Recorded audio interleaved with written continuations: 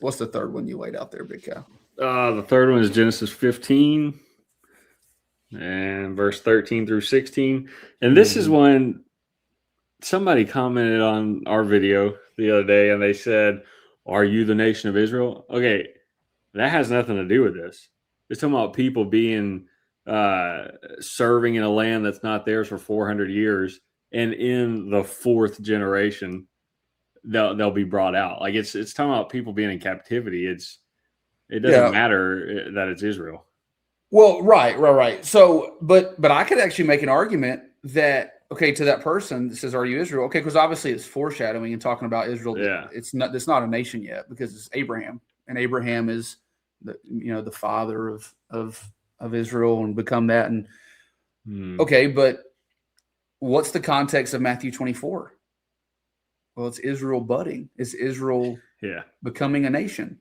And so I'd actually make an argument that this is talking about a generation, Genesis 15.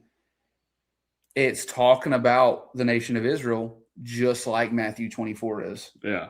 And so it's like this. We believe that a lot of or that God's whole calendar and his whole economy has Israel in the center of it. They're his chosen people. Okay. They're obviously a part of everything with Matthew 24 because that's the key indicator that kicks off this whole thing of this generation is when the fig tree begins to put forth leaves. Okay. And then who is the central theme of the tribulation? Well, it's Israel. It's the time of Jacob's trouble. Okay. And then who's even the central theme of the millennium? Well, it's actually Israel. And so, so I think you could actually make a great argument that Genesis 15, for one, it's the longest generation, so it gives you more flexibility, but it's the only generation that's clearly attached or that's directly attached here with Israel. So it's talking about Israel and it's talking about a generation, and that's what Matthew 24 is doing. It's talking about both of those things. And so, this is actually the one I always, which again, the other ones have passed.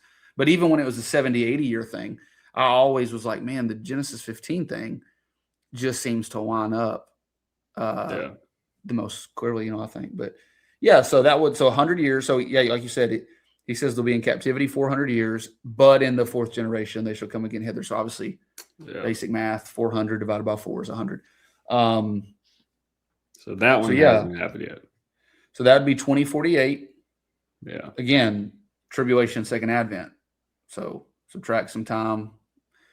And again, we're just talking about cutoff points. We're not saying the rapture is in 2041, but if we think that generation is 100 years and the people that, 1948 plus 100, 2048, take time off for the tribulation.